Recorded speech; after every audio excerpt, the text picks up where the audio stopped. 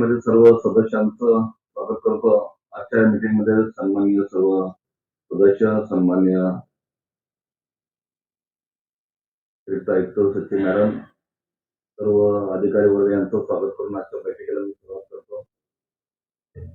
सर्वप्रथम मी विषय क्रमांक 1 नवी मुंबई महानगरपालिकेच्या विविध विभागांच्या देयकांच्या नियमित पदोन्नतर समोरची लेखापरीक्षण माहे जून 2026 सालीचा लेखापरीक्षण अहवाल मान्य स्थायी समितीकडे सादर करणे हा विषय या ठिकाणी आहे.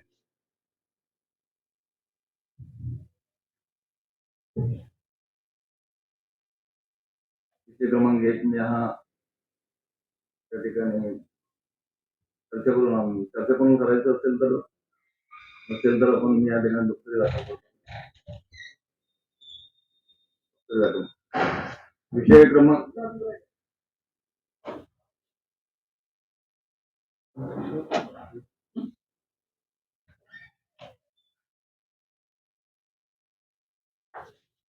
सभापती महोदय, आताच माननीय सभागृह नेत्यांनी स्पष्टीकरण असं आहे आणि अभिप्राय किंवा असा आहे की आपण एक वर्ड ऑफ कॉशन म्हणताय त्याच्यातून अदरवाईज आता पहिल्या आरेबिलाला आम्ही सांगितलं त्या आरेबिला त्याची दखल नाही घेतली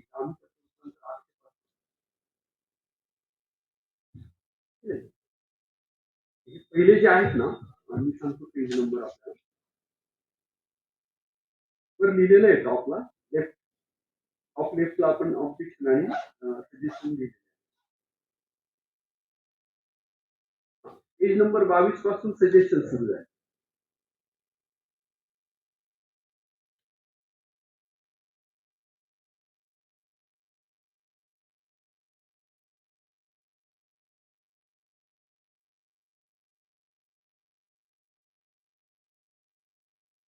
एक सारी बिलाला चेक करतो. आम्हाला असं पण आढळतंय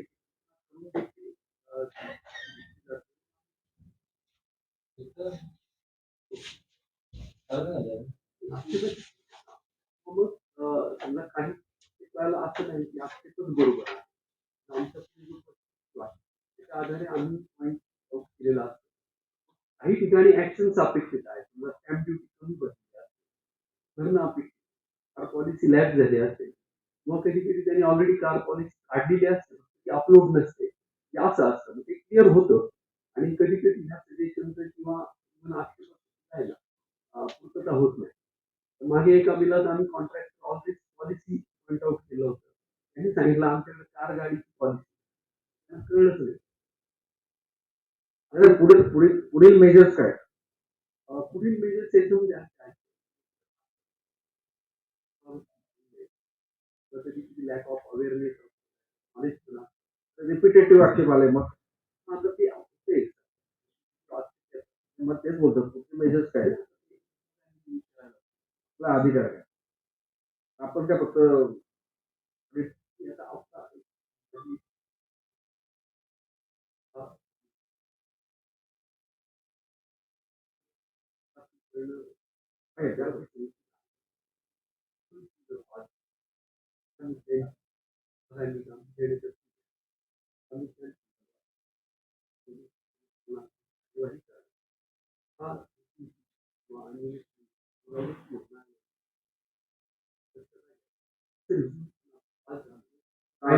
आक्षेप घेतलं जजमेंट काय काही आक्षेप घेतला ऑडिटरचं काम केलं जजमेंट काय असणार जजमेंट काय असणार एक वन पार्टी प्रशासकीय भाग आहे सेकंड पार्टी लेखापरीक्षक आहे लेखापरीक्षकांनी या पार्टीवरती आक्षेप घेतलेले आहे फायनल जजमेंट काय आणि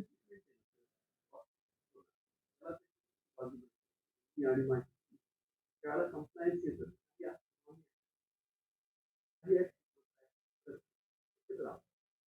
त्याच्यावर आपण काय लिहिल काय आता याच्यानंतर आपलं तर अंतर्गत आहे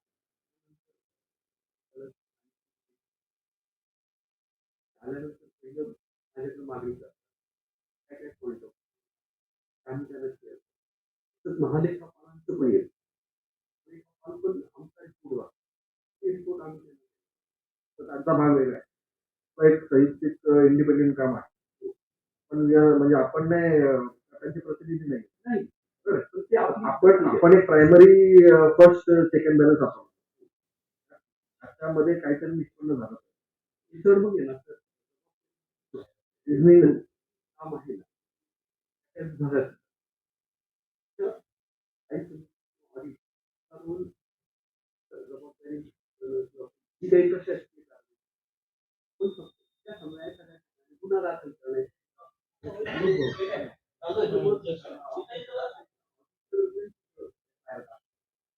पण नियम कोट करून त्यांना पॉइंट आउट केलेला असतो. गुन्हा दाखल करायची वेळ आली तर त्यांनीच करायची. वगैरे चौकशी करायची वेळ आली तर त्यांनीच करायची. स्टेप घेतलाय म्हणजे काहीतरी हो आहे. रिपिटेटिव्ह मिस्टेक्स साधारणतः एक्सटेन्शन आर पॉलिसी आणि उपवट नंबर बऱ्याच वेळा मान्यता आणि दिनांक आणि आउटपुट नंबर किती आहे. तर ते आपल्याला ते सिंटॅक्स एरर आहे, टायपिंग एरर आहे.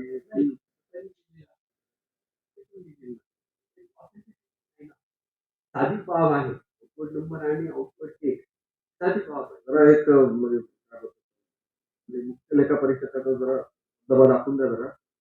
आपण जर मागची काही 5 वर्ष 4 वर्ष आम्हाला पाहिजे असेल तर त्याला तर ते कसं आहे याची कुठेतरी नाहीतर काय तुम्ही बनवताय इथे येतंय इथे दप्तरी दाखल होत आहे त्यानंतर त्याच्यावर काय होत नाही त्यामुळे त्यांना पण वाटेल हे काय चालू राहतं. सांगतो हा जो अहवाल आहे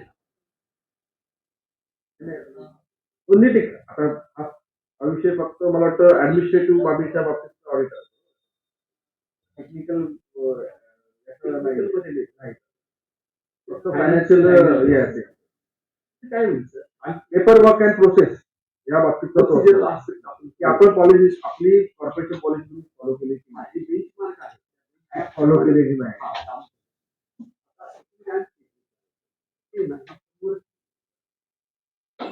आपण आपला कॉलेज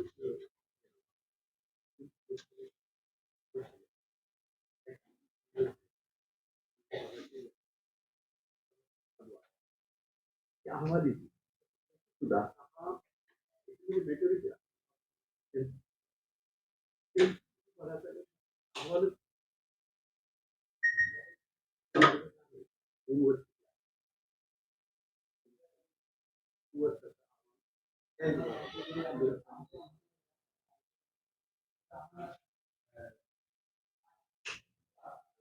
फायनान्शियल रिझनेबिलिटी काय होऊ नये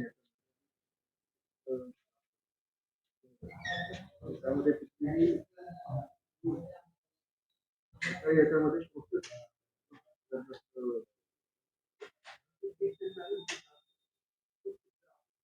आणि डिसिजन मेकिंग कसं 7,500 आपण पगाराचं वाढवलं तिथं political will not a technical thing काय तो आपण तशा प्रकारे करायला पाहिजे.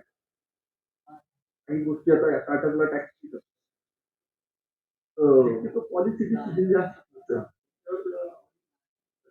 हा फक्त आपला एक्सपेंडिचर वरती आहे की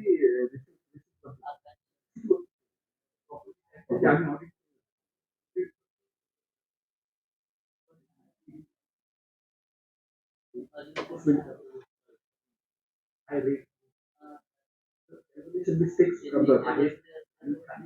कन्सेप्च्युअल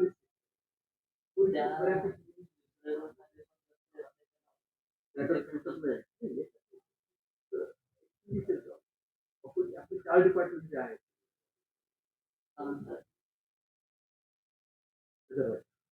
ते ओरिएंटेड त्याचं ज्याला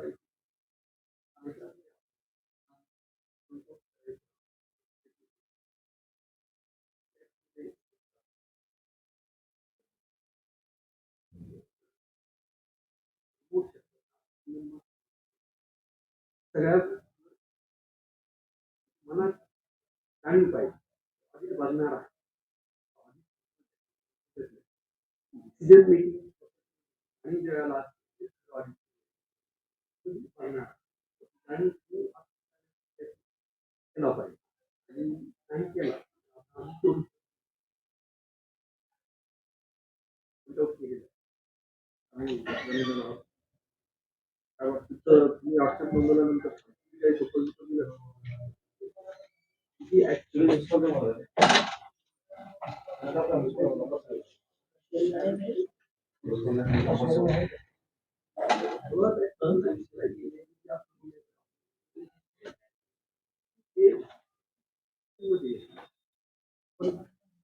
त्यांना पुराव्याला सुद्धा बोलू नका त्यांचा अहवाल आहे ना तो पूर्ण. त्यामध्ये काय असेल असं घडलं जातं. त्या बँक पालन झालं नाही. त्याच्यात दिलेलं आहे. तो याला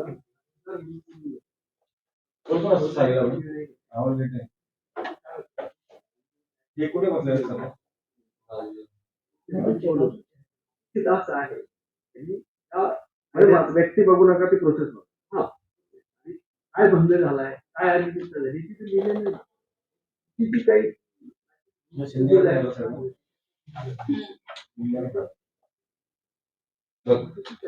एकदा शिलेली पिरियड डायरेक्ट अतिक्रमण पाहिजे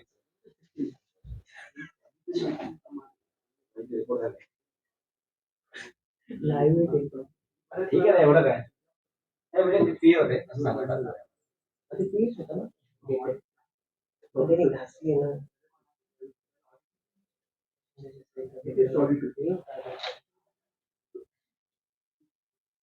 चेंज झाल्यानंतर पोस्ट मध्येच झालं मग पोस्ट तो झालेला आहे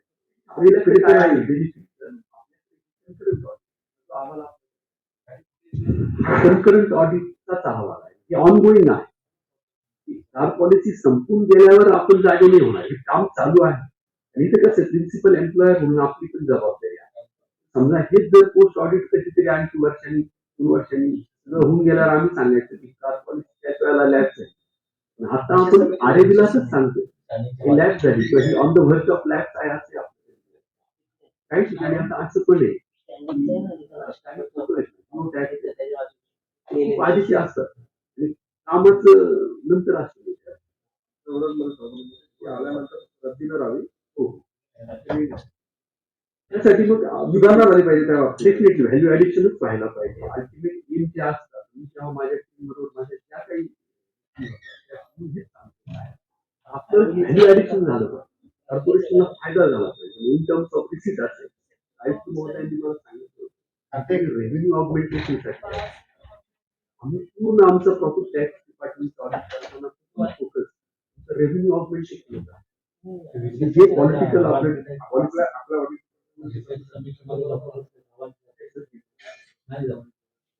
नाही आपले आता आमची मुळातच जी धरून 11-12 माणसं आहेत तर आम्ही काय करतो ज्याला मी प्रॉपर्टी टॅक्स ऑडिट केलं ना तर ऑफिस माझं त्याची केलं तर 4 लोक तुम्हाला बोललो मी एक मंजुरी दिलेली आहे 5 आता आम्ही अजून आम्हाला प्रॉपरली आढळून नका देऊ. करू आपण हे जास्तीत जास्त हे असं मिनिंगफुल होईल आणि सोपं जाईल वाचायला. थोडं एक्सप्लेनेबल द्या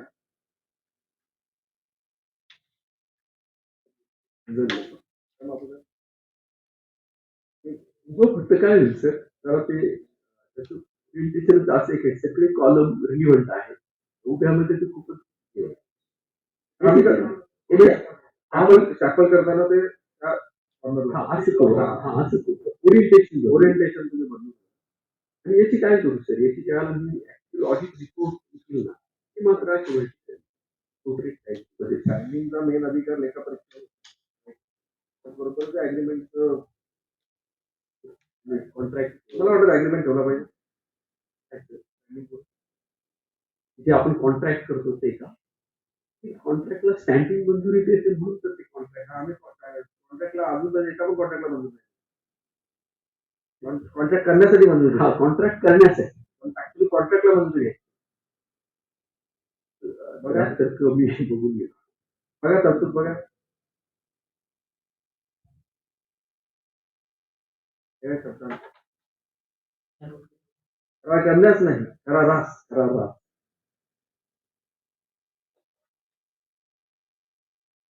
म्हणजे आमचे सदस्य साईन करतात ना तो साईन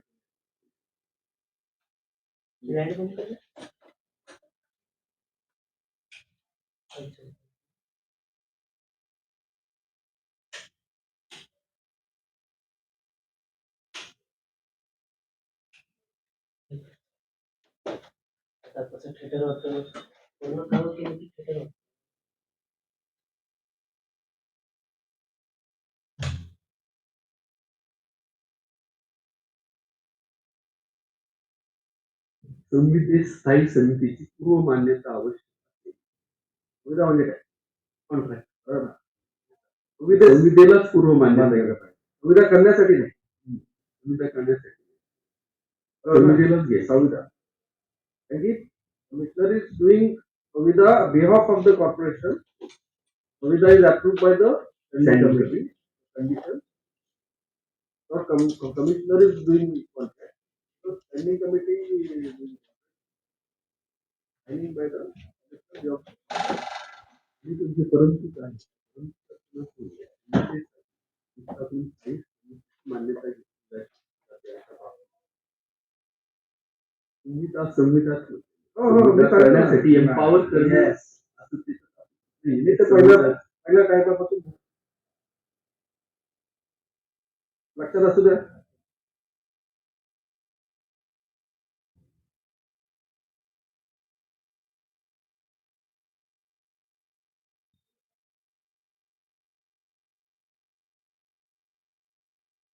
ते आणतो की आपण गव्हर्नमेंट प्रोसिजर आणि महापालिका प्रोसिजर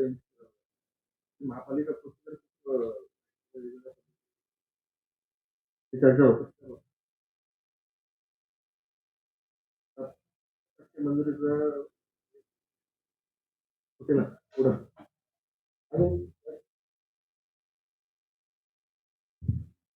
आता हे आलं पाहिजे शेवट बिंदू. विषय क्रमांक 1 या 2024 साठीचा लेखा परीक्षेचा अहवाल आला.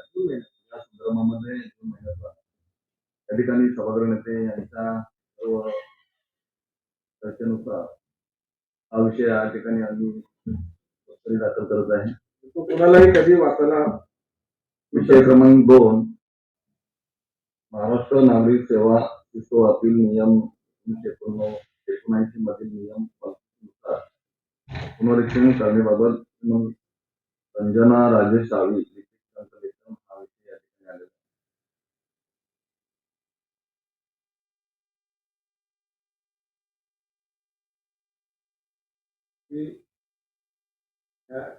लाईक या ठिकाणी त्यावेळी सभागृह अस्तित्वात नव्हतं. त्यावेळी पूर्ण कामे मंजूर करणे, त्यांची सुविधा करणे, सर्व अधिकार आयुक्त महोदयांना होते. हे जे अपील सातत्यानं मला वाटते हा तिसरा ह्याच सभेमध्ये 2 अपील आहे. मागच्या वेळी एक अपील आला होता. ते आयुक्तांनी का नाही त्यावेळी केले हे अपील, त्याची जरा माहिती द्यावी. कारण शेवटी जबाबदारी कारवाई कोणी केली आहे? प्रशासनाने आयुक्तांच्या मान्यतेने अपील केलाय स्थायी समितीला. परंतु त्यावेळी स्थायी समिती म्हणून आयुक्त होते. मग त्या ठिकाणी आयुक्तांनी निर्णय का घेतला नाही याची जरा माहिती मिळावी.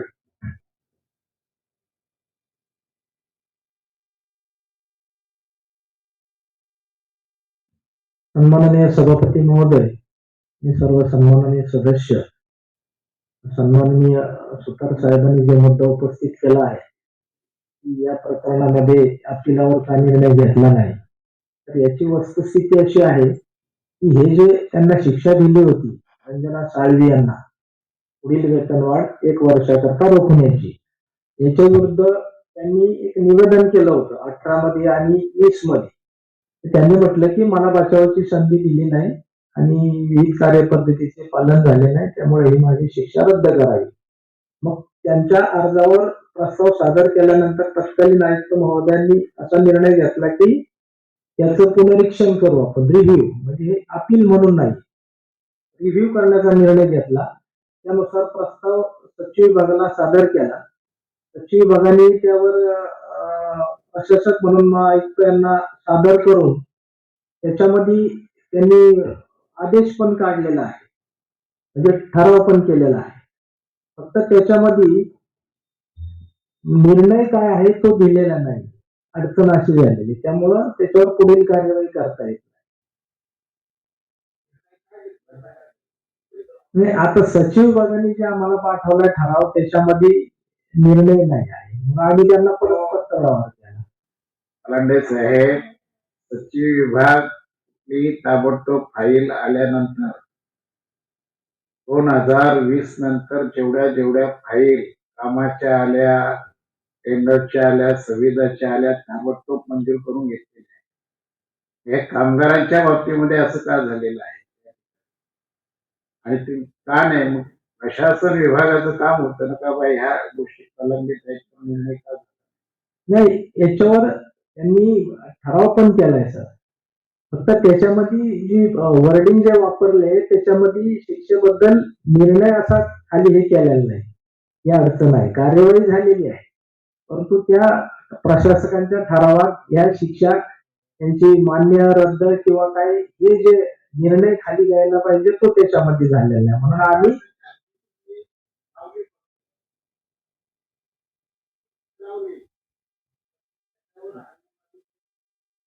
म्हणजे जो निर्णय त्या आदेशात यायला पाहिजे होता तो आलेला नाही. टेक्निकल हे दिसतंय या दोन्ही केसेस मध्ये महोदय.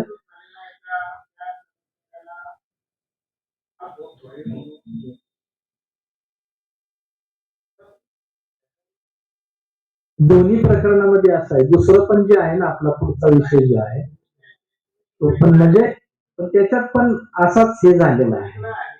हो,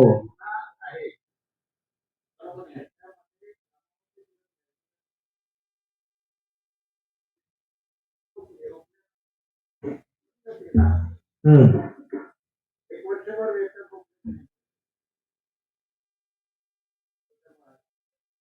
हो हो हो हो तेवढीच दिली. त्याच्यावर त्यांनी विनंती केली हा की माझ्यावर अन्याय झाला, मला बचावाची संधी दिली नाही, म्हणून तो पुनरीक्षणात घेतलं ते. आणि मग प्रशासकीय काळात तो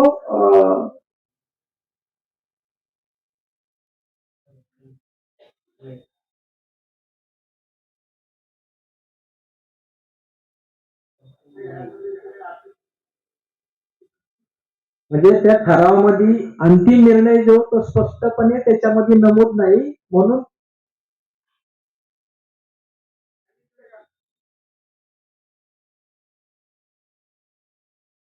नाही नाही पुनरीक्षणचा विषय आहे. आयुक्तांकडे प्रशासकीय ठराव पण झाला, फक्त त्या ठरावामध्ये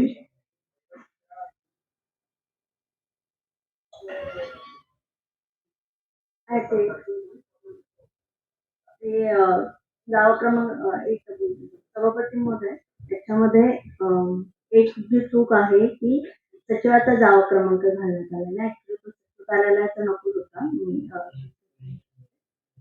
याच्यामध्ये संबंधित लिपिकाने अपील केलं आहे प्रशासनाकडे. ते अपील त्यांनी ठेवलं आहे स्टँडिंग पुढे.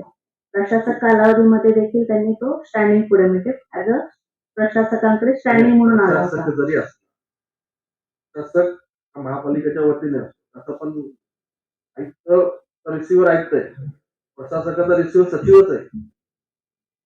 Yes sir. बरोबर आहे ना? तर तुमच्याकडे आलं होतं का ते? हा, सचिव सचिव कार्यालयामध्ये महापालिका येस सचिव कार्यालयामध्ये आला होता. त्याच्या पुढचा प्रशासनाने पाठवलेलं. हा अपील कोणी केलं प्रशासनाने आपल्याकडे? प्रशासनाकडनं आलाय. सचिव कार्यालयामध्ये प्रशासनाकडून आले आणि प्रशासनाकडे संबंधित हो. कर्मचाऱ्याने अपील केले. कर्मचाऱ्यांनी अर्ज केला शिक्षेविरुद्ध, म्हणजे अपील म्हणून नाही. मग ते पुनरीक्षण करण्याचा निर्णय घेतला. मग तो प्रशासक म्हणून सचिव विभागाला गेला. त्याच्यावर त्यांनी ठराव पण केला. ठराव केला, त्याच्यामध्ये निर्णय स्पष्ट नाही ही अडचण आहे. डायरेक्ट स्थायी समितीला किंवा महापालिकेला डायरेक्ट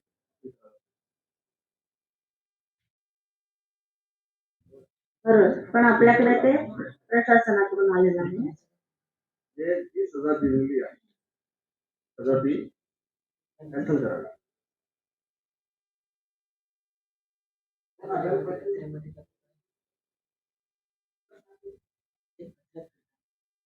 नाही, 25 मध्येच ठराव झाला.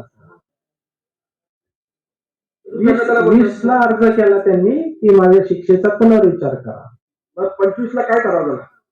25 ला जो ठराव झाला त्याच्यामध्ये निर्णय शेवटी दिलेला नाही नेमकं या शिक्षेबद्दल. त्याच्यामध्ये अजून विस्तृत बोलतोय थोडं विस्तृत बोलते साहेब, एकच मिनिटात. प्रशासनाने जसा प्रस्ताव पाठवला तो जशाच्या तसा ठरावामध्ये छापला गेला. त्याच्यामध्ये ऍक्च्युली सगळ्यात शेवटी माननीय प्रशासन यांच्याकडनं निर्णय घेऊन तो तिथे लिहिणं अपेक्षित होतं. तो लिहिला गेला नाहीये. याच्यामध्ये प्रशासन यांनी म्हणजे आयुक्त साहेबांसोबत काय चर्चा झाली आणि काय तो निर्णय घेतला तो खरं म्हणजे इथे दिला असता तर तो सचिवांनी देखील लिहिला असता. पण तो तसा न लिहिल्यामुळे जशाच्या तसा प्रस्ताव ठराव स्वरूपामध्ये छापला गेलेला आहे. तर त्याचा निर्णय घेण्यासाठी आज फाईल आलेली आहे. त्याला ती चूक झालेली आहे सचिव कार्यालयाकडून. आम्ही आणि सचिव विभागाकडे पत्रव्यवहार केला या संदर्भात की आम्हाला पुढची कारवाई करताय.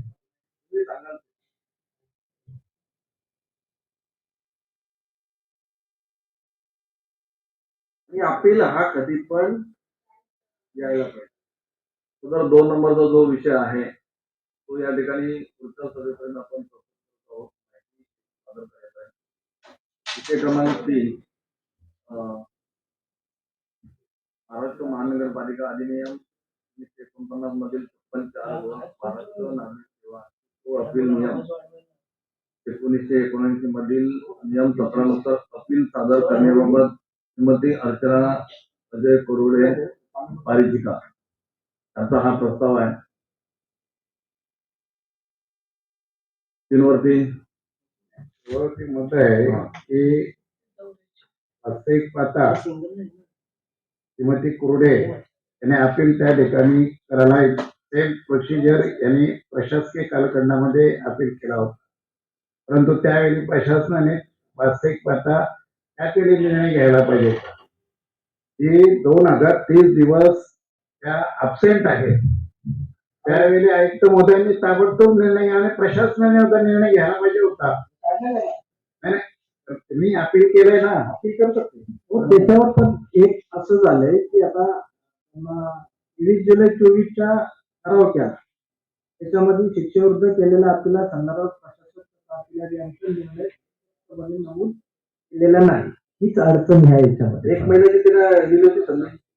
हो, त्यांना संधी दिली, त्यांना चार्जशीट दिलं, विविध प्रक्रियेचा अवलंब केलेला आहे. तर आलं त्यांचं हो, उत्तर आलं, त्याच्यावर अंतिम निर्णय घेतला आणि सेवेतून काढून टाकलं. कारण त्यांचा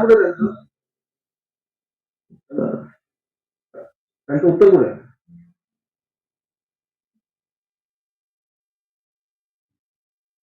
कारण त्यांचा सुरुवातीला 3.5 महिने रजेवर होत्या त्या अर्चना कुरुडे परिचारिका.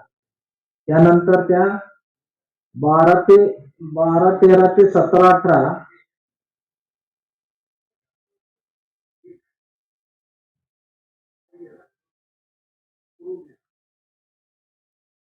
जवळजवळ 5 वर्ष आणि 20 नंतर त्या आल्याच नाही ड्युटीवर. कोविड मध्ये पण आल्या नाही. अत्यावश्यक सेवा असल्यामुळे. विषय क्रमांक 3 मी या ठिकाणी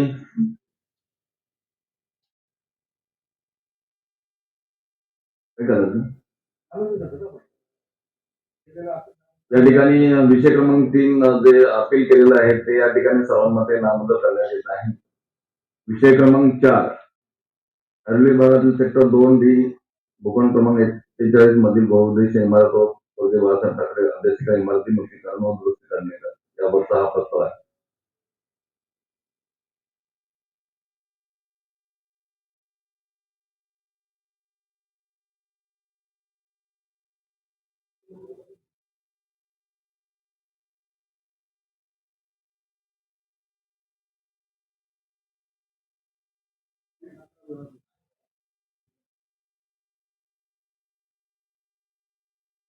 बाकीचे पण ठिकाणचे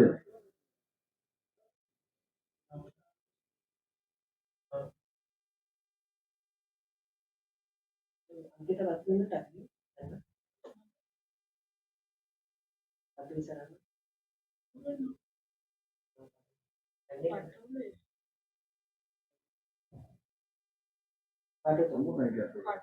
पाठवली तुम्हाला. कुठल्या नंबरवर पाठवली? पाठवली हो. परत पाठव.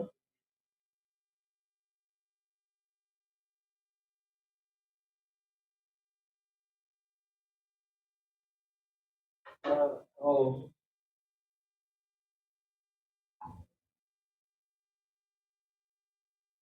ठीक आहे, हा विषय 4 नंबरचा जो आहे तो एक आठवड्यासाठी मी तहकूब करत आहे. विषय क्रमांक 5, बेलापूर विभागातील नवी मुंबई मुख्यालय ते एअर इंडिया कॉलनी पर्यंत सर्व्हिस रस्ता तयार करणे. विषय क्रमांक 5 यावरती कोणाला बोलायचं आहे? बोला.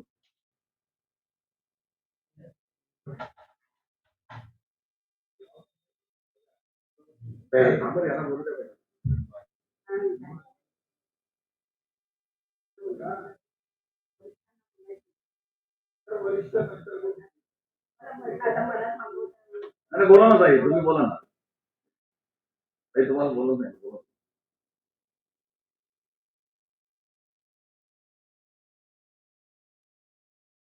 सन्माननीय सभापती महोदय, आयुक्त महोदय, सर्व सन्माननीय सदस्य, अधिकारी वर्ग, पत्रकार बंधू भगिनी, सभागृह येथे बोलू का?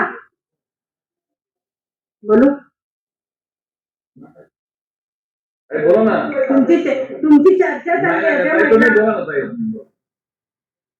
हे बघा, खरं तर हा विषय आलेला आहे बेलापूर विभागातील नवी मुंबई मुख्यालय ते एअर इंडिया कॉलनी पर्यंतचा सर्व्हिस रस्ता तयार करण्याबाबतचा आहे प्रस्ताव. सदर प्रस्तावामध्ये नमूद पण केलेलं आहे की बेलापूर विभागातील नवी मुंबई मुख्यालय एअर इंडिया कॉलनी पर्यंत सर्व्हिस रस्ता तयार करणे EPC मोड बाबतचा आहे.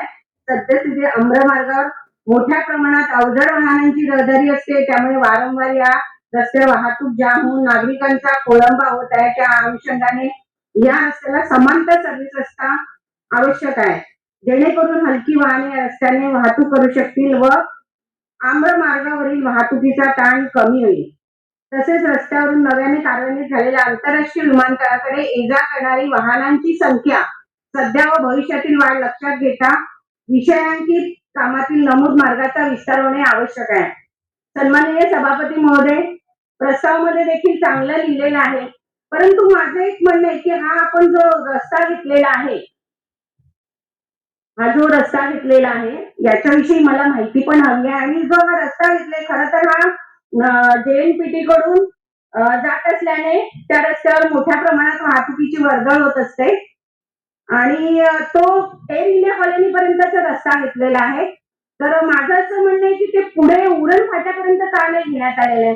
सभापती महोदय, माझा जो प्रभाग आहे आणि त्या प्रभागातल्या सगळ्यात मोठ्या सोसायटी कुठे असतील तर आपली निलगिरी सोसायटी आहे, एकता की आर्ट सोसायटी आहे आणि तिथे जवळ 1500 सदनिका आहेत.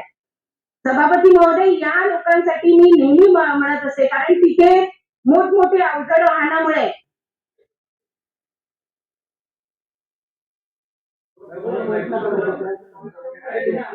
तुम्ही आम्हाला डिस्टर्ब करते काय सभापती महोदय? नाही, कारण मी सभापती महोदयांनाच बोलते, पण कसं आहे सभापतीमध्ये आम्ही पोटतिडकीने का बोलतो माहिती आहे? तिथे जी अवजड वाहनं त्या रस्त्यावर ये-जा करत असतात, प्रत्येक वेळेस मी तिथे स्पीड ब्रेकर लावण्याची देखील सूचना केली होती आणि तरी देखील स्पीड ब्रेकर लावण्यात सिग्नलची मागणी केली, तरी देखील ती केली गेली नाही तिथे. आणि तुम्हाला माहिती आहे, त्या लोकांना ये-जा करण्यासाठी जे एकता विहार आणि निलगिरी सोसायटी एवढे मोठे लोक नागरिक आहेत, महिला आहेत, त्यांना ये-जा करण्यासाठी सीवूडला नाही तर इतर त्या ठिकाणी मार्केटसाठी ये-जा करण्यासाठी, मुलांना शाळेत सोडण्यासाठी पण लाईन क्रॉस करून त्यांना जायला लागतं. सभापती महोदयांनी स्कायवॉकची सुद्धा मागणी तिथे केलेली आहे.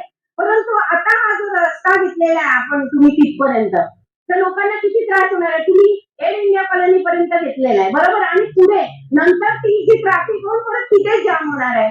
तर त्यामुळे माझी अशी मागणी असेल की उरण फाट्यापर्यंतचा जो समांतर रस्ता रोड न्यावा तिथे, तर जेणेकरून त्या लोकांची पण ट्रॅफिक कमी होणार. ऑलरेडी आता तर त्यांना एवढा त्रास होतोय, त्या गाड्या एवढ्या आपटतात सभापती महोदय, लोकांना एवढा त्रास होतोय, तिथे झोप नाही, त्यांना मनोरुग्ण झालेले आहेत. आणि तिथे साऊंड बेरियरची मागणी केलेली होती, तर 50% तर ते साऊंड बेरियर चोरीलाच गेले, तिथे लावून झाला आणि त्याच्यावर काही सुरक्षा रक्षक नाही का, तिथे सीसीटीव्ही कॅमेरा नाहीये. तर सभापती महोदय, या प्रस्तावाच्या माध्यमातून माझी आपल्याला कळकळीची विनंती असेल, अधिकारी ते बसलेले आहे, तर त्याच्यावर देखील काहीतरी कारवाई करण्यात यावी आणि तिथे काहीतरी सुरक्षा रक्षक नेमा. उगाच आपण पालिकेचा एवढा पैसा खर्च करून त्या नागरिकांसाठी लावतोय, तर तिथे काय उपयोग होता का? 50% साऊंड बॅरेज चोरीला गेले आणि आज तुम्ही हा जो समांतर रोड काढलेला आहे, तो अगदी एअर इंडिया कॉलनीपर्यंत, पुढे ती ट्रॅफिक जाऊन कुठे जाम होणार आहे? ती माझ्या एकटावी आणि म्हणजे उरण फाट्यापर्यंत ती ट्रॅफिक तिथून निघून जाणार आहे. मग तुम्ही हा अर्धवट रस्ता का केला? का पुढे तुम्ही काही योजना केलेली आहे का त्या संबंधित? तसं मला त्याचं उत्तर देण्यात यावं आणि आपण हा कशा पद्धतीने घेतलेला ते. आणि माझी ही मागणी देखील सभापती महोदय आपण मान्य करावी, कारण स्कायवॉकचा पण मी विषय टाकलेला आहे. आज आम्ही बघितले आहे की सभागृहामध्ये सर्वांचे विषय आलेले, पण आमचा काही तो विषय आलेला नाहीये. तर त्या लोकांची एवढी दैना आहे, ते स्पीड ब्रेकर नसल्यामुळे वारंवार नागरिक आम्हाला तक्रार करतात. सिग्नल देखील नाहीये, स्पीड ब्रेकर टाकले, सगळं स्पीड ब्रेकर टाकून देत नाही निलगिरी सोसायटीच्या समोर. आणि तिथे किती मोठमोठे हे अडकले जातात. सभापती महोदय, प्रस्तावाला आमचा विरोध नाहीये, पण हा पुढेपर्यंत कसा घेतलेला आहे रोड, त्याची मला माहिती देण्यात यावी. आणि नसेल घेतलं तर आपण प्रायोजन केलेलं आहे का, नियोजन केलेलं आहे का, त्याची देखील मागणी मी करते आहे आणि आपण मला त्याचा खुलासा करण्यात यावा, एवढी माझी मागणी आहे. बघा, माझा सभापती मोठा विषय असा आहे की हा फक्त लेफ्ट नेरूळला जाण्यासाठी एक सोल्युशन त्या ठिकाणी होणार आहे. मुळात ट्रॅफिक होते ती लेफ्ट जाण्यासाठी नाही होत. मुळात ट्रॅफिक ही अपोलोच्या सिग्नलवरती होते आणि ती ट्रॅफिक सॉल्व्ह करण्यासाठी याचा काही फायदा होणार नाही. म्हणजे लेफ्ट जाणारे ट्रॅफिकच्या जास्त ते ट्रक जे बोलतात ते सरळ जाणारे ट्रॅफिक जेएनपेटी म्हणजे उरण फाट्यावरून जेएनपेटीला येणारे आणि जेएनपेटीवरून उरण फाट्यावर जाणारे ही स्मूथ ट्रॅफिक झाली तर खालतून क्रॉसिंग वगैरे इझी पद्धतीने होऊ शकतो. आणि मला असं वाटतं की तो अभ्यास त्या प्रकारे केलेला नाही. आपण कधी पण एक अंतिम सोल्युशन पर्यंत पोहोचलं पाहिजे की जेणेकरून चोहो बाजूमध्ये जी वाहतूक आहे चारी बाजूमध्ये ती सुरळीत झाली पाहिजे. आणि खरं तर उरण फाटा टू आपला जो पेट्रोल पंपच्या इकडे ब्रिज आहे तिथपर्यंत एलिव्हेटेडच रस्ता असला पाहिजे, जेणेकरून ट्रक खाली नॉर्मल रस्त्याने गेले नाही पाहिजेत आणि क्रॉसिंग ही प्रॉपरली झाली पाहिजे. कारण की ते ट्रक थांबत पण नाही, कारण की हेवी ट्रक असतात त्याला ब्रेक मारायला देखील प्रॉब्लेम होतो. त्या स्पीड ब्रेकर धाम धाम धाम आवाज त्या ठिकाणी निलगिरी आणि एकताव्यर आणि इतर येण्या येतोय. त्यामुळे हा फक्त लेफ्ट साठी एवढा आपण 52 कोटी खर्च करू करतोय आपण. त्याऐवजी अपोलो सिग्नल वरती आपण जर ब्रिज तयार केला तर काय खर्च येईल?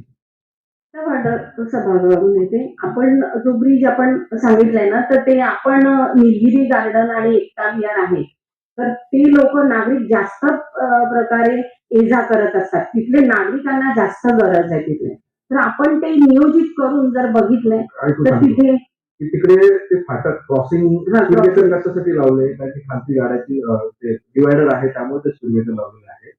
जर त्या ठिकाणी ब्रिज टाकला तर तिकडे स्पीड ब्रेकर लावायची गरज पडणार नाही. आणि त्यामुळे प्रत्येक गेटच्या इकडे जर आपण युटर्न्स वगैरे त्या ठिकाणी दिले आणि एम्बार्कमेंट ब्रिज टाईप किंवा एलिव्हेटेड ब्रिज टाईप आपण तयार केला याच्यापेक्षा कमी दरात होईल. आणि अपोलो मध्ये जर आपण एक 2 जंक्शन सोडून केला तर अपोलोचा खालचा जंक्शन हा मुक्त होऊन जाईल. आयुक्त साहेबांना लेफ्ट मारायला देखील इझी होऊन जाईल, आम्हाला देखील सरळ जायला इझी होऊन जाईल. तो सगळ्यांच्या वापराचा होईल. जेडी साहेबांना पुढून जायला भेटेल. तर आपण असा काही अभ्यास केलेला आहे का त्या बाबतीत की तिकडे फक्त हाच एक फायद्याचा आहे आणि तो केला तर फायद्याचा नाही? कारण की स्लिपवे तर आपण तर याच्याने पण बनवू शकतो. कारण की ट्रॅफिक ही सिग्नलला होते, ब्रिजवर होत नाही. सर्व सदस्य अधिकारी वर्ग, हा सध्या जो आपण ब्रिज घेतला तो आपला महापालिकेचा सर्व्हिस रोड जो आहे तो तसाच कंटिन्युअस होऊन एअर इंडिया कॉलनीपर्यंत जाईल. आता काय होतं, एअरपोर्ट सुरू झाल्यामुळे अपोलो सिग्नलला खूप ट्रॅफिक होते. संध्याकाळच्या वेळेस बघितलं तर 10 मिनिट लागतात आपल्याला म्हणजे पुढे जायला पण आणि लेफ्ट घ्यायला पण. कारण ट्रॅफिकला काही शिस्त नसते की तो लेफ्टला जाणार आहे म्हणून तो मोकळा ठेवतो असं. तर त्या अनुषंगाने एअरपोर्टच्या अनुषंगाने हा ब्रिज घेतला होता आणि पुढे सर्व्हिस रोड आहे तो आपण पुढे उरण फाट्यापर्यंत कंटिन्यूस करणार होतो. तर मधल्या सर्व्हिस रोडला काय झालं की बऱ्याच ठिकाणी सायकल ट्रॅक केलाय, आपण लोकांना फिरण्यासाठी केलं, पण तो ऍक्च्युअली सर्व्हिस रोड आहे. आणि या ब्रिजमुळे अपोलोची ट्रॅफिक कमी होणार आहे का? ह्या ब्रिजमुळे नेरूळला जो लोक जातील किंवा पुढे समजा भीमाशंकरला जायचं वगैरे ते लोक पण इकडनं लेफ्ट घेऊन पुढे जाऊ शकतात. ते तो तेवढा इंटरनल ट्रॅफिक कमी होऊ शकेल. अपोलोच्या इकडे ब्रिज बांधला नाही हे ते सांगतो कमी त्याच्यावर साहेब तिथून एक मिनिट माझं होऊ द्या. दुसरं आता मॅडमनी किंवा आपण जो सजेशन दिला की पूर्ण ब्रिज घ्यायला पाहिजे उरण फाट्यापर्यंत, त्याचं आपण प्लॅनिंग करतो. परंतु काय झालंय आता मुंबई एअरपोर्ट ते नवी मुंबई एअरपोर्ट जे येणार मेट्रो, त्याचा पण आपण महासभेला माहिती प्रस्ताव दिलेला आहे. त्याचं स्टेशन आपल्या समोर आहे. त्याच्यामुळे तो ब्रिज कसा करायचा हे जोपर्यंत मेट्रोचे अलाइनमेंट फायनल होत नाही, आता त्यांनी जवळपास फायनल होऊन द्यायला, पण आता नाही समजा. पण काय झालंय की मेट्रो आधी सिडको करणार होती, नंतर अडाणी एअरपोर्ट आहे म्हणून अडाणी करणार होती, पण आता परवा कळलं की हे सगळं मेट्रोचं नाव आता MERCL त्याच्यावर त्याच्यात काय चेंजेस होतील काय ते MERCL सोबत फायनल करून आपल्याला करायला लागेल. त्याचं स्टेशन कुठे येणार, कारण दुसरी जी मेट्रो आहे ती पण त्यांनी बेलापूर आपल्या हेड ऑफिस म्हणून येणार असं आपला प्लॅन दिलेला आहे. त्याला पण आपण विरोध केला की आम्ही आमच्या हेड ऑफिस म्हणून तुम्ही घेऊ नका मेट्रो, तुम्ही ते मागून घ्या. मागून जर घेतली तर मागून कुठे घेणार, त्याचं स्टेशन कुठे जॉईन करणार, हे सगळे याच्यात मुद्दे आहेत. हे जो पण मेट्रोचं फायनल होणार नाही तोपर्यंत आपला तो ब्रिज कसा करायचा ह्याचं आपल्याला आता सांगू शकत नाही. दुसरी गोष्ट काय झाली की आम्रमार्ग खूप खराब झाले, त्याचे बरेचसे पॅनल खराब झाले. त्याच्यामुळे 3 वर्षापूर्वी आपण टेंडर काढलं होतं की पॅनल्स जे खराब झाले ते घेतो. त्यावेळेस आपल्याला ट्रॅफिक पोलिसने परमिशन दिली, कारण एवढी हेवी ट्रॅफिक आहे की ते रस्ता बंद करून आपण ते काम करू शकत नाही. आता पुढं वसई अलिबाग जो कॉरिडॉर होतो तो कॉरिडॉर आता जवळपास म्हणजे 70-80% झालेला आहे. तो ज्यावेळेस होईल आणि तो समृद्धी ज्यावेळेस जोडला जाईल त्यावेळेस ही हेवी ट्रॅफिक कमी होऊ शकते. ही JNPT ट्रॅफिक जी आहे ना ती सगळी त्या मार्गी जाऊ शकते. त्याच्यामुळे मग त्यावेळेस ब्रिज संपल्या स्लिप रोड टाकला असता तरी झालं. या ब्रिजवर ट्रॅफिक होत नाही, रेल्वे ब्रिजवर ट्रॅफिक होत. ती सिग्नल पासून येते पाठी. तर आणि आता मेट्रोच्या खाली ब्रिज व्हायला लागलं. प्लॅनिंग करायला त्याचं प्लॅनिंग करायला लागेल. हे 54 कोटी याच्यात घालवण्यापेक्षा संपूर्ण सोल्युशन झाला पाहिजे.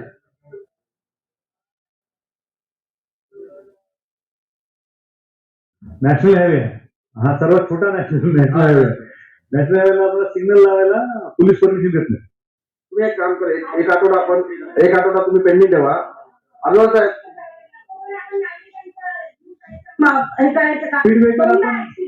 तुम्ही त्याचा अंदाज घेऊन द्या.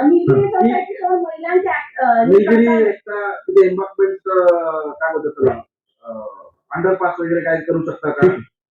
आणि अकोल्याच्या इकडे ब्रिज अशा पद्धतीचा किती खर्च येईल आपण काय करू, आता MERCL ला आपण पुढच्या आठवड्यात मिटिंगला बोलवू. फक्त खर्च करा, त्यांना आम्ही वरतून घ्यायला सांगतो. तुम्ही खर्च काढून द्या. इथे 54 कोटी खर्च करतो आपण, हे आपलं स्वस्तात सगळं सोल्युशन होत असेल तर का नाही. आपल्याला फंडचं आपण विनियोजन प्रॉपर पद्धतीने होणं तेच अपेक्षित आहे. एक आठवडा तो अभ्यास सभापती महोदय, याच्यामध्ये एक आयुक्त समितीच्या सर्व सदस्यांच्या निदर्शनास आणून देण्यासाठी एक गोष्ट आहे की सांगतो आपल्याला. इथे सिंगल टेंडर आलेला आहे आणि सिंगल टेंडरच्या संदर्भात त्याच्यात उल्लेख नाही प्रस्तावात कुठे.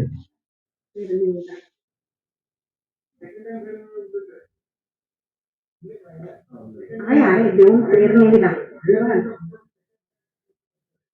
हा, कारण काय फर्स्ट कॉल असेल आणि सिंगलच असेल तर घ्यायचं नाही आपल्याला. सदरचा 5 नंबरचा जो विषय आहे तो एका आठवड्यासाठी पुढील सभेपर्यंत तहकूब करण्यात येत आहे. विषय क्रमांक 6 सार्वजनिक रुग्णालय नेरूळ येथे मायक्रोबायोलॉजी लॅब कार्यान्वित करण्याकरता वैद्यकीय उपकरणासाठी आवश्यक पंजीयनची सन 2025-26 व 27 अंतर्गत दरांना मान्यता मिळण्याबाबतचा हा प्रस्ताव आहे. 6 नंबरचा यावरती कोणाला बोलायचं असेल तर हा विषय सर्वांमध्ये मंजुरी टाकत आहे, सर्वांमध्ये मंजूर झाला असं जाहीर करतो. विषय क्रमांक 7, सार्वजनिक रुग्णालय वाशी येथे न्यूबॉर्न स्कॅनिंग करण्याकरता आवश्यक रेगानिटेंट अँड कन्व्हेन्शन खरेदी निविदा सन 2025-26 अंतर्गत दरांना वित्तीय मान्यता मिळण्याबाबत. सभापती महोदय, जरा सन्माननीय सभापती महोदय, हा जो विषय आलेला आहे, विषय क्रमांक 7, सार्वजनिक रुग्णालय वाशी येथे न्यूबॉर्न स्क्रीनिंग करण्याकरता आहे. जरा याचा खुलासा करण्यात यावा.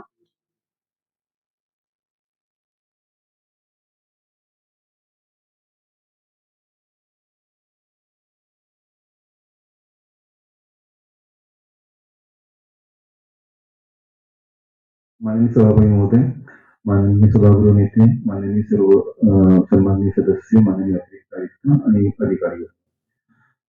सार्वजनिक रुग्णालय वाशी येथे जे न्यूबॉर्न स्क्रीनिंग आहे ते आपण 1-2 वर्षापूर्वी आपण चालू केलं होतं आणि त्याच्यामध्ये आपण नवीन जे बालक जन्माला येतात त्यांचं आपण 7,000 जे आहेत त्याचं आपण स्क्रीनिंग करत असतो आणि त्याच्यासाठी जे रिएजंट लागतात त्याच्यासाठी ते निविदा आहे आणि जे एकल स्तोत्र आहे म्हणजे जो ज्यांनी मशिनरी आपल्याला दिलेली आहे त्याला त्याच मशिनरीला जे आवश्यक जे रिएजंट्स आणि कन्झ्युमेबल्स आहेत ते आपल्याला त्याच कंपनीकडनं घ्यावे लागतात, ते एकल स्तोत्राकडनं घ्यावे लागतात, त्यासाठी ती निविदा होती.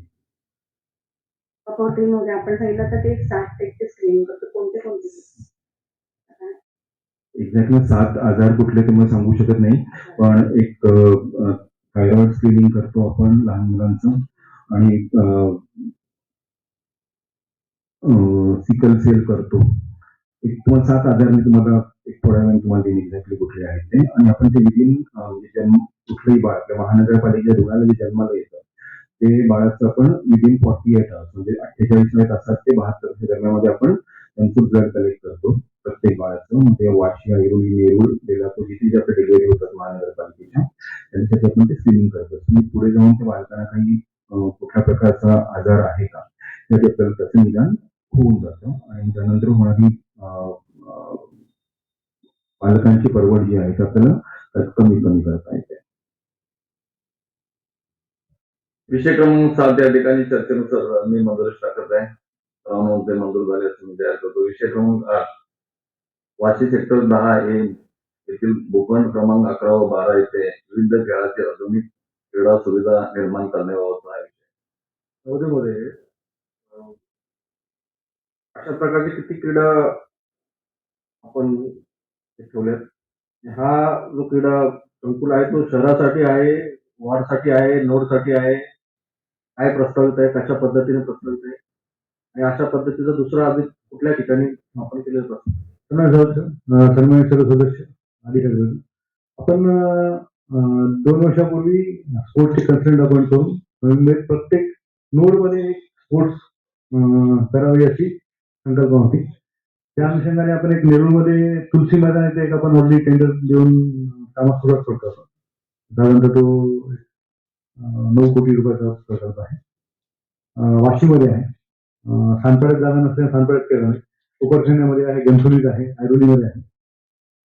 त्याच्यानंतर नेरूळमध्ये अजून वेस्टला एका ठिकाणी आपण घेतला होता आणि बेलापूरला राजीव गांधी स्टेडियम बाजूला एक प्लॉट आहे तिथं आपण बॅडमिंटन कोर्ट आणि असे तेवढे प्रोजेक्ट केले. त्याच्यापैकी एक वर्कआउट दिली आणि हा दुसरा हे आहे. तर परिमंडळ 1, परिमंडळ 2 आपण काय प्रायोरिटीने ठरवलं की इथे 2 परिमंडळ 1 मध्ये 2 व्हायला पाहिजे, परिमंडळ 2 मध्ये तो वाशी टू ऐरोली भाग आहे त्यामध्ये 3 नोड आहेत. आता आपण 3 नोड कोकरखेड घेतलं, तो टेंडर काढला नाही.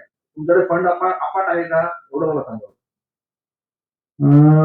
स्पोर्ट्ससाठी आपण काही मला सगळं फंड अपाट आहे का? अफाट नाही, पण आता जे मैदानाचे प्लॉट आहे जसं की घनसोलीमध्ये एक स्पोर्टचा प्लॉट आहे, ऐरोलीत एक स्पोर्टचा प्लॉट आहे. ऐरोलीचा आपण तयार केलेला आहे. घनसोलीचा आपण आधी कंपाऊंड टेंडर तयार आहे आपल्याकडे, कंपाऊंड वॉल करून मग तिथे काही फॅसिलिटी करता बघतो आपण. प्रायोरिटी कुठला भाग घ्यायचा, कुठला ठरवू आपण त्यानुसार. या बाबतीत आपण नियोजन करताना, बजेट नियोजन करताना आता आपल्या कमिटमेंट विविध बेसिक गोष्टीसाठी, पाण्यासाठी वगैरे खूप जास्त त्यामुळे अशा पद्धतीचं आपण एकाच टायमाला आपण नाला विजन त्या ठिकाणी घेतो, आपण मोबालिटी प्लॅन घेतो. तर इतर गोष्टींसाठी किंवा नगरसेवकांच्या वॉर्डातले छोटे छोटे विषय त्या ठिकाणी असतात. तर तिथं बाबतीत की तुम्ही नियोजन करत असताना एक परिमंडळ 1 मध्ये केलं आणि परिमंडळ 2 मध्ये एकही तुम्ही प्रस्तावित केलंय. हे प्रश्न केले त्यासाठी ते आहे निधी उपलब्धता त्या ठिकाणी निधी ब्लॉक होऊन जाईल. तर त्याचा विचार आपण केला नाही का त्या बाबतीत? नाही ना, घनसोलीमध्ये पण जवळ आपण 40 कोटी तुम्हाला रुपये हा प्रकल्प म्हणजे एक नेरूळला केला तर गणपतीला का नाही घेतला? घेतलाय आहे प्रश्न. तुम्ही फंड कुठून आणणार? आपल्याच फंडात पैसे ते विविध म्हणजे आता कमिटमेंट आपली पाण्यासाठीच आपली 3,000 कोटीची पाण्यासाठी कमिटमेंट जाणार आहे. जास्त जाणार आहे. 8,000 कोटीची नाला योजनेसाठी आपली कमिटमेंट जाणार, सिटी मोबालिटीसाठी कमिटमेंट, ब्रिज आज आले त्यासाठी कमिटमेंट जाणार. अशा विविध कमिटमेंट आपल्या बजेटसाठी राहणार, पण छोट्या छोट्या कामासाठी आपला राहणार का? तुम्ही जर हे नियोजन कशा पद्धतीने केलं तुमच्या मीटिंग मध्ये ठेवून द्या. सन्माननीय सभापती महोदय, सन्माननीय आयुक्त महोदय, सचिव मॅडम, सर्व अधिकारी वर्ग आणि सर्व सन्माननीय सदस्य. खरं तर वाशी सेक्टर 10 मधील हा विविध खेळाडूंच्या आधुनिक क्रीडा सुविधा निर्माण करण्याचा आहे. प्रस्ताव चांगला आहे, क्रीडा मैदान बनवायचं आहे आणि आता तुम्ही बघताय की आपली मुलं आता मोठी येतात, प्रत्येकाला खेळाचं मैदान सगळ्यांनाच पाहिजे आणि तुम्ही आताची पिढी झेंजी पिढी आहे, त्यांना तर आपण जर या आयरोलीमध्ये पण झेंजे आहेत. सगळीकडे झेंजी आहे. आम्हाला एक आयरोली होतं ना, ऐका ऐका आता एवढे एक प्रस्ताव एक आपले एक येतात झेंजी सभापती एक महोदय. नेरूळला झालेलं आहे. हे accessible आपल्या वाशीला आहे, कोणीतरी एखादी आता आता तुमचा आपला गोठवलीला नाहीये, CBD ला त्या ठिकाणी आहे, गोठवलीला नाहीये, रसोईला नाहीये, कोपरला नाहीये. आहेत ना. तिथे पहिलं व्हायला पाहिजे. एका विभागामध्ये 2 जर अशा घटना व्हायला लागले तर बाकीचे इतर आयुर्वेद दिघा किंवा कोपरगांना घुमसून या ठिकाणी सुद्धा योग विचारतायत. माझं म्हणणं आहे जर एखादं मॅडम आपल्याला जर एखादी या आता प्रस्तावाबद्दल हा आपण विषय आहे, विरोध नाही. एखादी नगरसेविका असेल, कोणताही नगरसेविका असेल तर तिच्या वॉर्डमध्ये हा असेल तर वार्ताचा आपण विषय नाहीये, आपण हा तिला प्रभागाचा विषय मला नाहीये. वाटतं की आपण सहकार्य केलं पाहिजे साहेब तुम्हाला. तेवढा निधी नाहीये. आता आपण एवढे विषय करतो आणि नगरसेवकांना किती एक आठवडा बघू आपण, अभ्यास करू, एक काम करू, निधी वगैरे बघू आपण. सभापती मध्ये आमचं तर म्हणणं असं की तुम्ही याला विरोध करू नये, काम होते तर होऊ विरोध नये. नाही. आपल्या हे करायचं आहे. आपण डेव्हलपिंग शहर आहे. काय बोलतोय? आपण विकसनशील शहर आहे. कुठल्याही प्रस्तावाला विरोध करत नाही, कारण या नवी मुंबई शहरामधल्या प्रत्येक नागरिकाला आपण न्याय देण्यासाठी ही आपली समिती आहे आणि त्या पद्धतीने आपण काम करतोय. परंतु शहराच्या दृष्टिकोनातून आपल्याला अनेक गोष्टी कराव्याच्या, महत्वाच्या गोष्टी करायच्या असल्यामुळे आपण सर्व गोष्टीचा विचार करून हा विषय आपण करायचा आहे. विरोध कोणाचा नाहीये मॅडम. सर्व आपल्याला पूर्ण वाटतं की प्रत्येक युवकाला आपण या ठिकाणी संधी देतोय, परंतु आपण एक आठवडाभर आपण हा विषय पुढच्या सभेपर्यंत आपण तर्क करू. मला फक्त एवढंच विचारायचं आहे की जसं सभागृह साहेबांनी विचारलं की आपल्याकडे क्रीडा संकुलसाठी वार्षिक निधी किती असतो ते सांगावं मला. मग आपल्या हेडमध्ये किती आहे, निधी किती आहे त्यासाठी, क्रीडासाठी किती निधी आहे टोटल?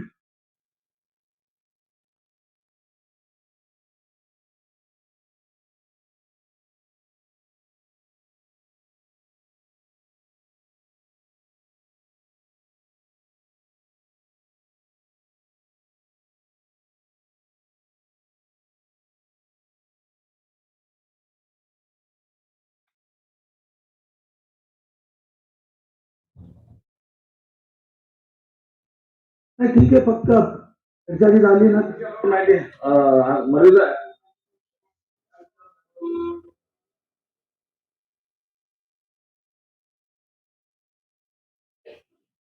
हो,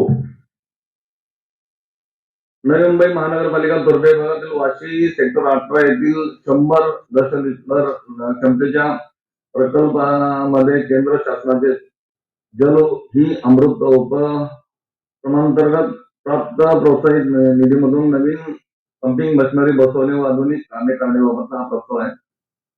विषय क्रमांक 9 हा मी या ठिकाणी मंजुरी टाकत आहे. सर्वांमध्ये मंजूर झाला असं मी जाहीर करतो. विषय क्रमांक 10 नवी मुंबई महानगरपालिका कोपरखंड विभागातील कोपरखंड सेक्टर 14 येथील 87.5 दशलिटर क्षमतेचे मलप्रक्रिया केंद्रामध्ये केंद्र शासन जल ही अमृत उपक्रमांतर्गत प्राप्त प्रोत्साहन निधीमधून नवीन पंपिंग मशिनरी बसवणे व अनुषंगिक कामे करण्याबाबत विशेष सेम आहे 10 नंबरचा या ठिकाणी मी मंजुरी टाकत आहे. सर्वांमध्ये मंजूर झाला तर जाहीर करतो. विषय क्रमांक 11 नवी मुंबई महानगरपालिकेच्या आयुर्वेद विभागातील सेक्टर 11 येथील आयुर्वेदीतील 80 दशलक्ष क्षमतेच्या प्रकल्पामध्ये केंद्र शासनाचे उज्ज्वलेची अमृत उपक्रम प्राप्त प्रोत्साहित निधीमधून नवीन पंपिंग बसवणे व अनुषंगिक कामे करण्याबाबत विषय क्रमांक 11 हा देखील सेम आहे. या ठिकाणी विषय मंजुरी टाकत आहे. सर्वांमध्ये मंजूर झाला तर मी जाहीर करतो.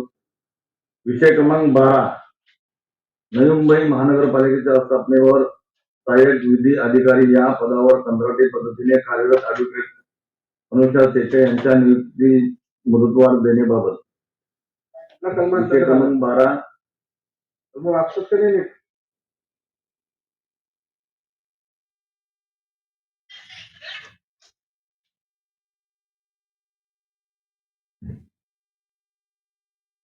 सन्माननीय सभापती महोदय आणि सर्व सन्माननीय सदस्य, हा प्रस्ताव सहाय्यक विधी अधिकारी या पदावर कंत्राटी पद्धतीने नियुक्ती आपण यापूर्वी 6 महिन्यासाठी दिली होती. आता आपण परीक्षा झालेली आहे 21 जुलैला या पदासाठी आणि 294 अर्ज आलेले आहेत. याचा आता 1 महिन्याभरात नियमित उमेदवार या पदावर आपल्याला उपलब्ध होईल. हा 53 खाली प्रस्ताव आहे. ते पण एक खाली तुम्ही स्टँडिंगला का आले?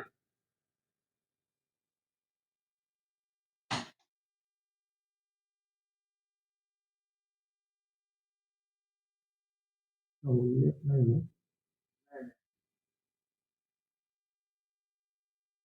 नाही वेतन खर्च काय टेंडर नसतो, फक्त करायला मजुरी आहे.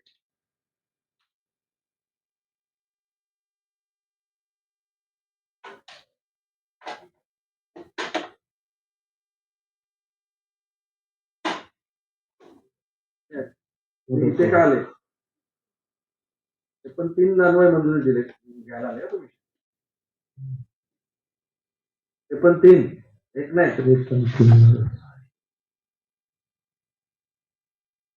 नाही पण हे पद कुठल्या श्रेणीचं आहे?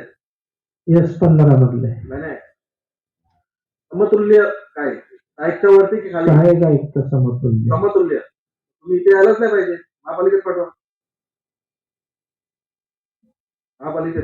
महापालिकेत ठीक आहे. ठीक आहे. काय झालं काय झालं कायदे वाचायला लागले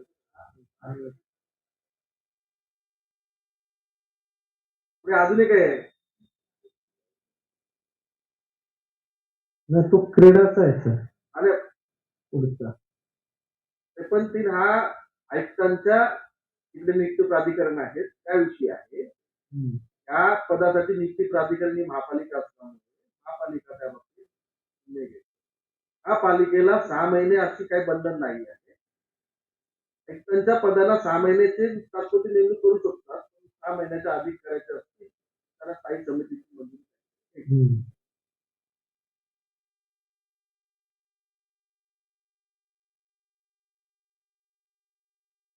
महापालिकेत पाठवा.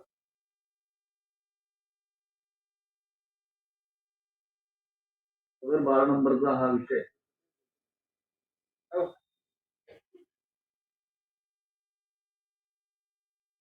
चुकी झाली काय? वाचायला चुकी झाली? नमूद नाही केलेलं.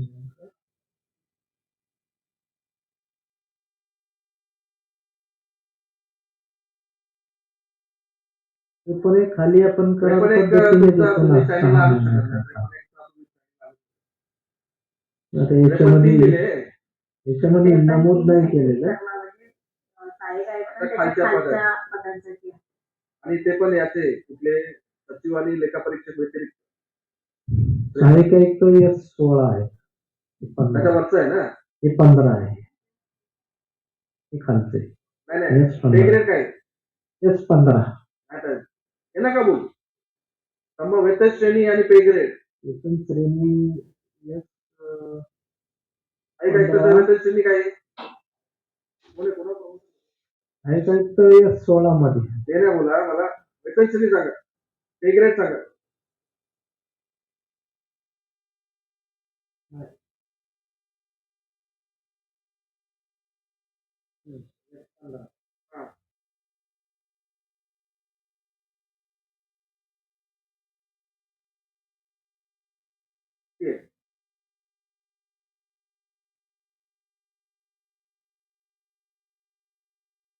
अच्छा अच्छा पेड पेड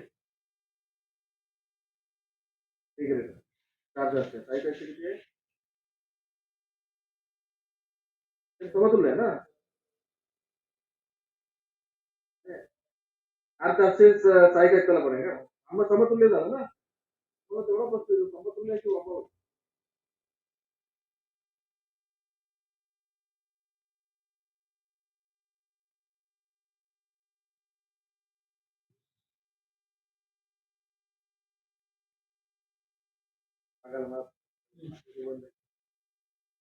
विवरणपत्र मागितलेलं मागे विवरणपत्र कधी येणार तुमचं विवरणपत्र कधी येणार होतं ना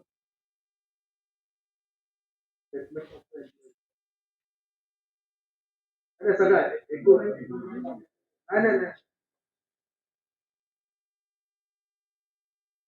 वेगळा विवरणपत्र मी 51 तुमच्या अन्वयाने विवरणपत्र मागतो नाही दिलं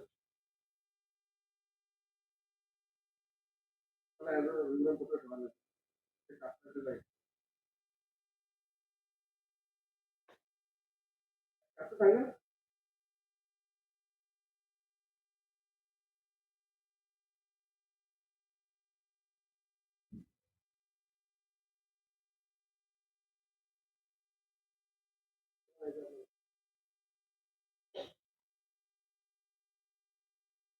हा?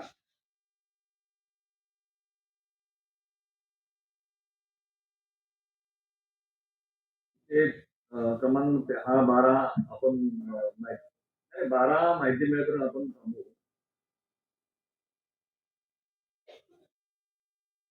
13 आणि 14 पण सेम आहे पण हा 53 एक नाही लिहिला पाहिजे त्यामध्ये हा 53 बरोबर आहे की याची वेतन किती कमी असेल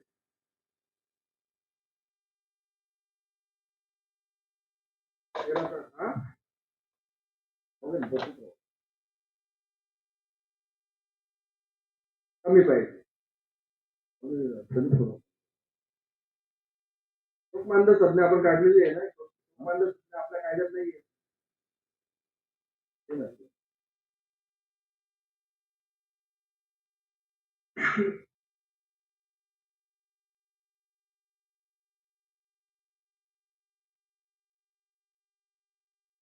आता असं बरोबर आहे एक रेडच पकडलं जातं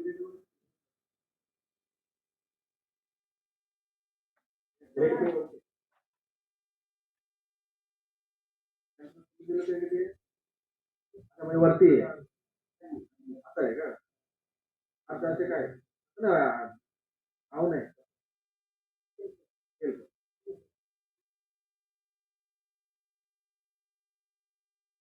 सात असे आपण चार नाही काही नाही तुम्ही पकडत त्यांनी पकडली जाते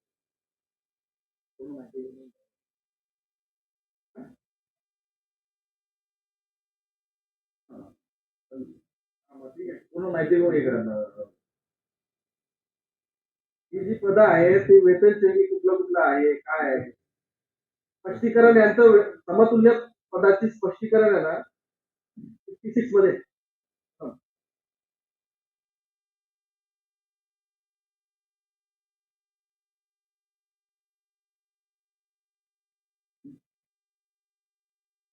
माहिती द्या पूर्ण विषय क्रमांक 14 पण तसंच आहे का 12 13 14 सेम आहे 14 पण सेम आहे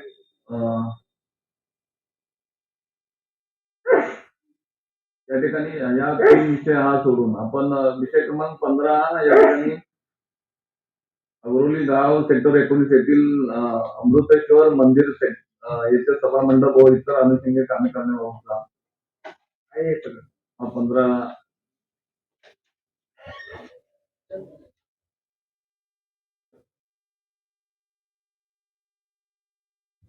15 नंबरच्या विषयावरती कोणाला बोलायचं असेल?